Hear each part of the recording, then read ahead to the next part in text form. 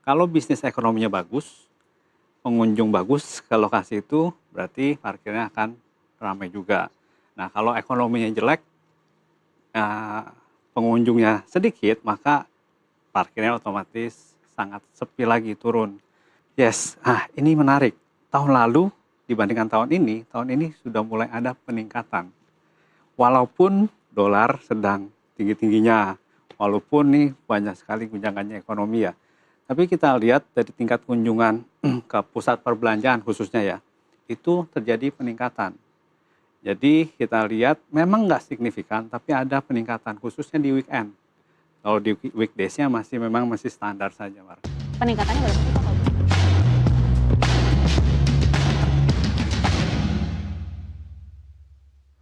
Anda kembali lagi di Nusantara Business Hour dan langsung saja kita jelang segmen Zona Cuan.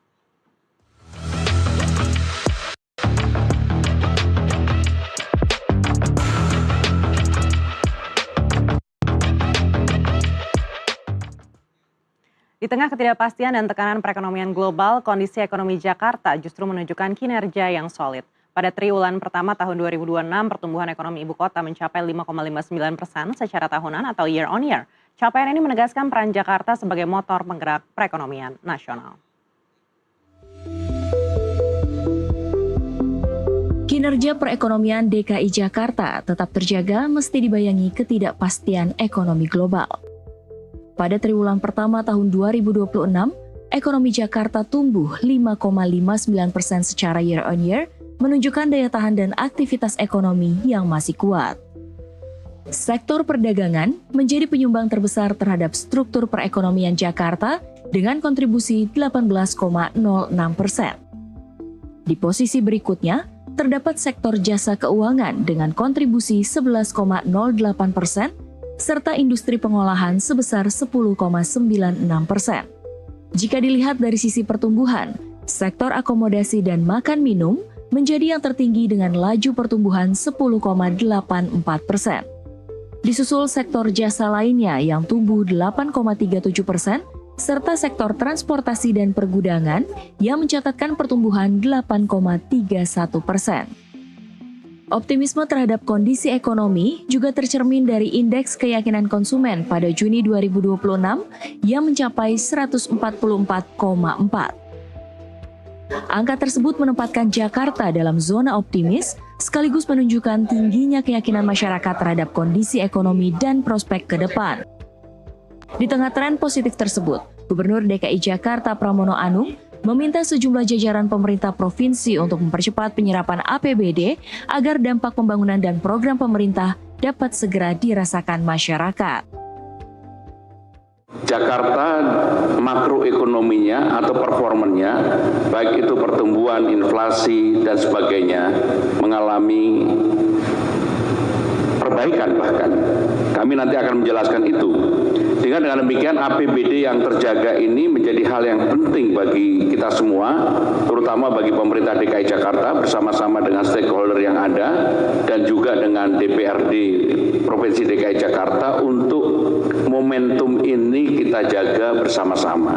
Karena saya meyakini kalau Jakarta pertumbuhan ekonominya dan kondisi ekonominya mengalami perbaikan karena Jakarta memberikan kontribusi 16,67% kepada nasional, tentunya nasional juga ikut merasakan itu. Saudara-saudara sekalian, di tahun 2026 APBD ditetapkan 81,32 triliun. Hingga 30 Juni 2026, realisasi pendapatan daerah DKI Jakarta telah mencapai 29,29 triliun rupiah atau setara 40% dari target tahunan sebesar 71,45 triliun rupiah. Sementara itu, realisasi belanja daerah mencapai 24,73 triliun rupiah atau 33% dari total pagu APBD tahun 2026. Pemerintah Provinsi DKI Jakarta optimis, kinerja ekonomi positif dan percepatan belanja daerah akan menjadi pendorong pertumbuhan yang lebih kuat pada semester kedua tahun ini. Dari Jakarta Pusat, Muhammad Ridwan, jurnalis NTV, melaporkan.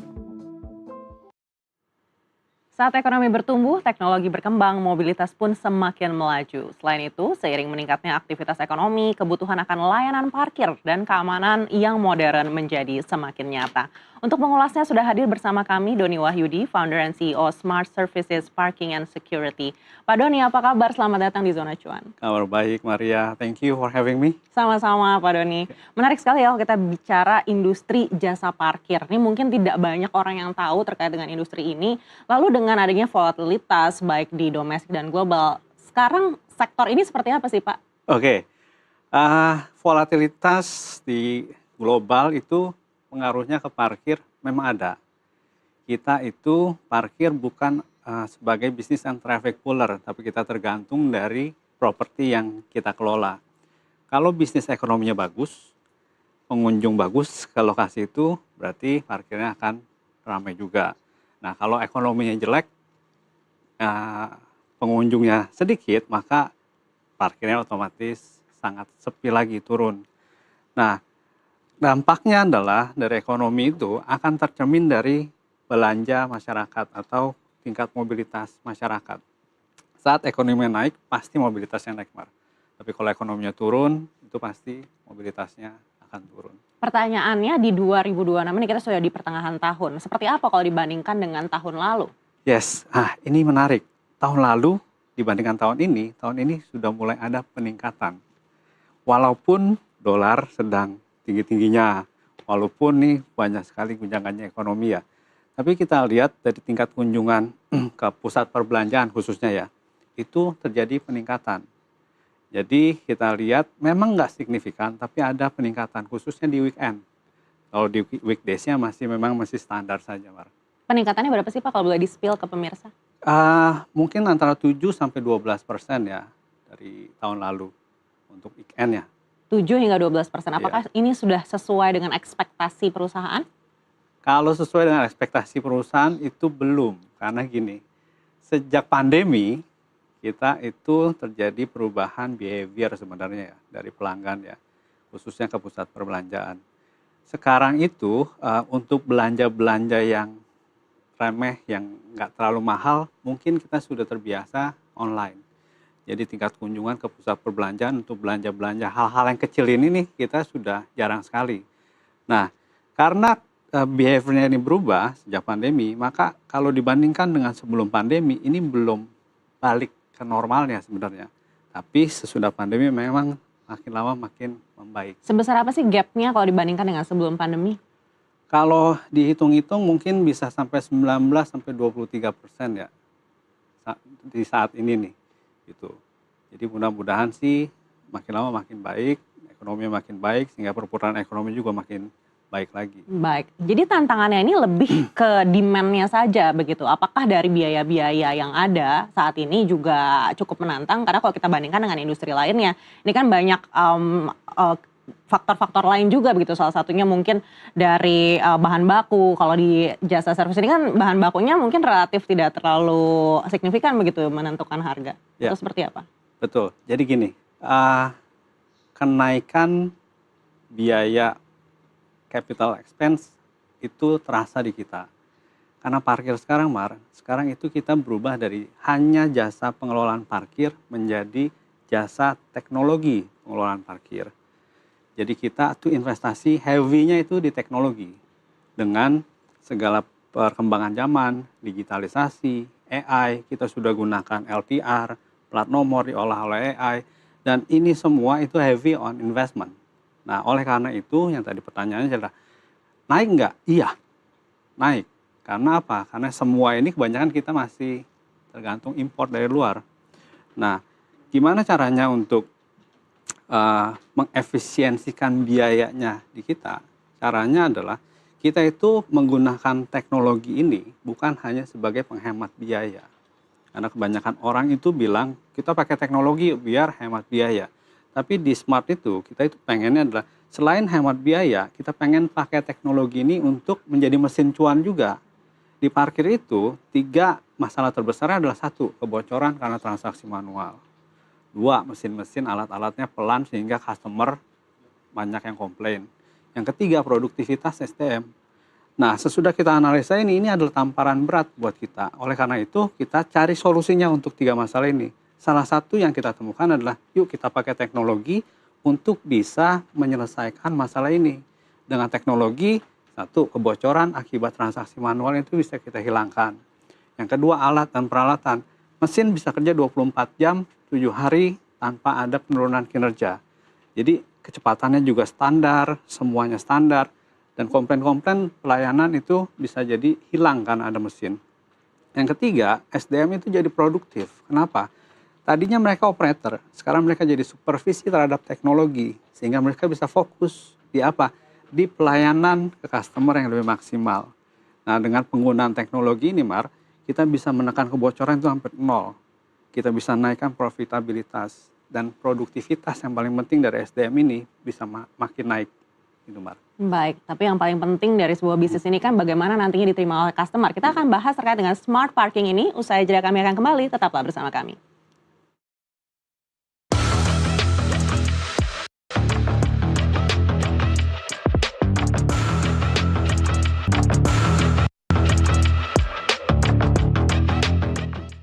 Anda kembali lagi di Zona Cuan dan kami masih bersama dengan Doni Wahyudi, Founder and CEO Smart Services Parking and Security. Pak Doni, tadi kita sudah membahas seperti apa smart parking ini akhirnya mempengaruhi industri dari jasa parkir begitu. Tapi yang diterima customer tuh sekarang smartnya tuh udah se-smart apa sih tingkatnya di Indonesia? Oke, jadi sekarang itu smart parking sudah satu menggunakan license plate recognition atau LPR CCTV kamera.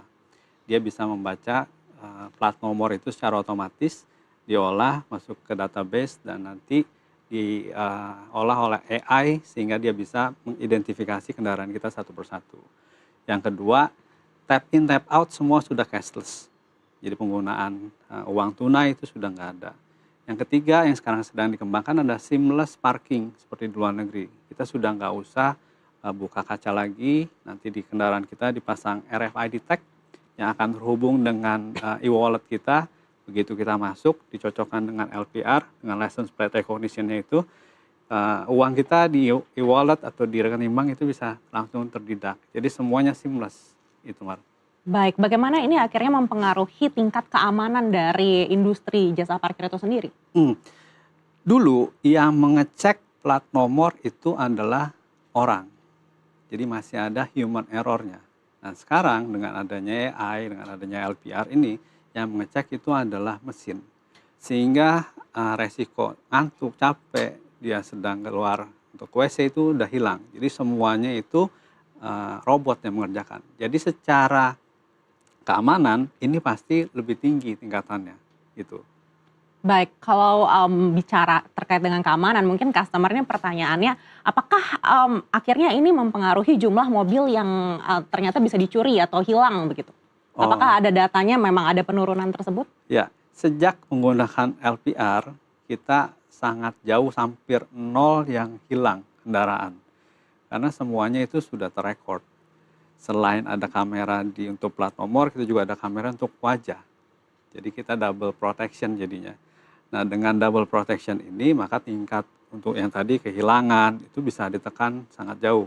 Dan sekali lagi yang ngecek ini sudah bukan manusia.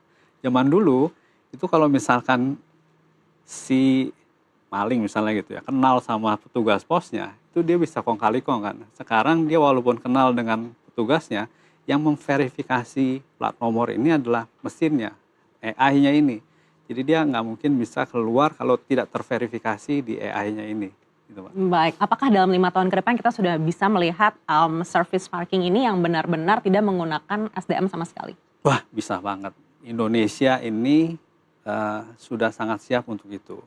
Dan perubahan ini nggak bisa kita lawan. Kita lihat di negara-negara tetangga kita, di Singapura, di Malaysia gitu ya.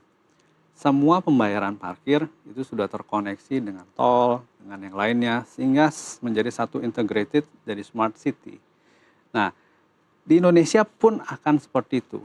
Udah nggak bisa kita hentikan itu. Kenapa? Kita lihat sekarang semua orang sudah menggunakan e-money, kris, dan kawan-kawannya. Jadi ini sudah pasti 5 tahun ke depan saya lihat seamless parking itu akan terjadi di Indonesia juga. Baik, lalu apa yang harus dibenahi mungkin dari segi regulasi untuk bisa mendukung perkembangan teknologi yang mungkin bisa dibilang ini sangat cepat? Ya, nah ini menarik. Kota-kota yang akan mengadopsi teknologi ini adalah kota-kota yang terpapar dengan teknologi. Yang pertama. Yang kedua, kota-kota yang terpapar dengan teknologi harus terpapar dengan jalan tol. Karena apa? Teknologi parkir itu mengikuti teknologi jalan tol sebenarnya. Dulu kita ingat jalan tol itu masih ada orang, kita bayar cash, begitu mereka ganti dengan semua pakai kartu, kita juga pakai kartu. Nah, untuk teknologi ini bisa diterapkan di seluruh Indonesia, maka ini pun harus dilakukan. Kita harus punya kebijakan dari pemerintah, misalnya semuanya harus ada jalan tol, semuanya harus cashless, karena secara pengelola parkir kita tidak bisa memaksa orang untuk menggunakan kartu ini kan.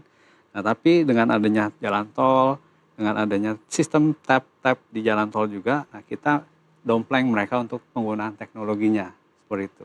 Baik, bicara teknologi ini erat kaitannya juga dengan perlindungan data customer begitu. Bagaimana Bapak nih memastikan bahwa industri ini aman untuk dari segi perlindungan data tersebut? Betul sekali. Data sekarang adalah minyak baru lah menurut saya ya. Kita pakai data ini sebenarnya. Kita pakai. Yang kita pakai adalah bukan data private-nya, tapi kita pakai data makro behavior customer-nya. Jadi data ini memang kita olah untuk kita sajikan ke properti agar mereka bisa mengolah ini dan memakai ini sebagai bahan pertimbangan mereka untuk ambil keputusan. Contohnya, kita misalkan analisa, Pak, setiap hari Selasa jam 2 sampai jam 4 ini sepi lokasi Bapak. Kita kasih datanya. Pak, setiap hari Sabtu Minggu ini ada peningkatan 50% traffic. Kita kasih datanya. Nah, gunanya apa buat mereka? Mereka untuk bisa promosi, bisa bikin acara, dan lain-lainnya. Yang kita lindungi adalah data private-nya. Kita nggak akan gunakan itu. Tapi kita gunakan itu data makro pelanggan secara behavior-nya. Seperti itu. Baik, berikutnya dari segi kompetisi nih di industri. Se-saturated apa sih bisnis ini?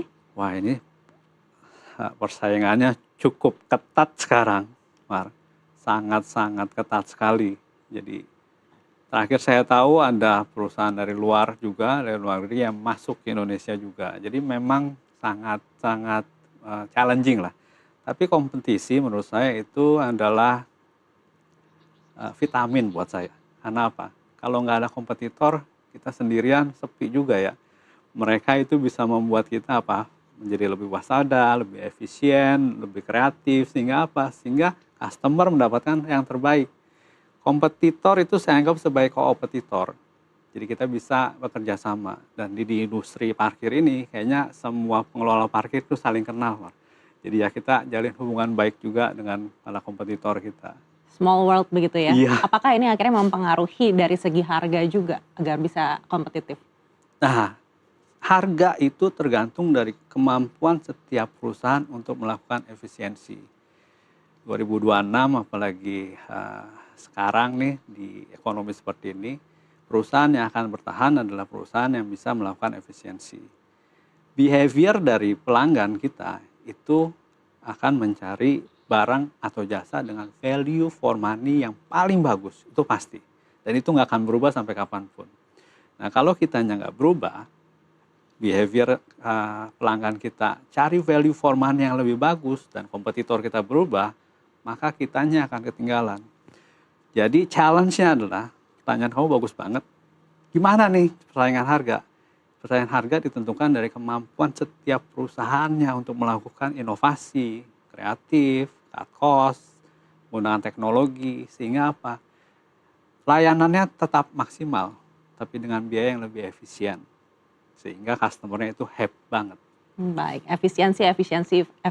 Apakah dalam 5 tahun ke depan dengan teknologi yang sudah semakin mutakhir, biaya parkir ini bisa turun ke depannya? Nah, kalau biaya parkir itu kita terikat dengan peraturan daerah, Mar. Lucu nih, kalau misalkan di Indonesia itu ada batas bawah dan batas atasnya, dan diatur oleh pemerintah daerahnya masing-masing. Jadi Bisa turun atau bisa naik, ya kita tunggu dari pemerintahnya. Baik, itu ya pertanyaan pemirsa. Saya tahu nih yang nonton di rumah pasti itu pertanyaan akhirnya, Iya. gimana biaya parkir bisa turun atau enggak.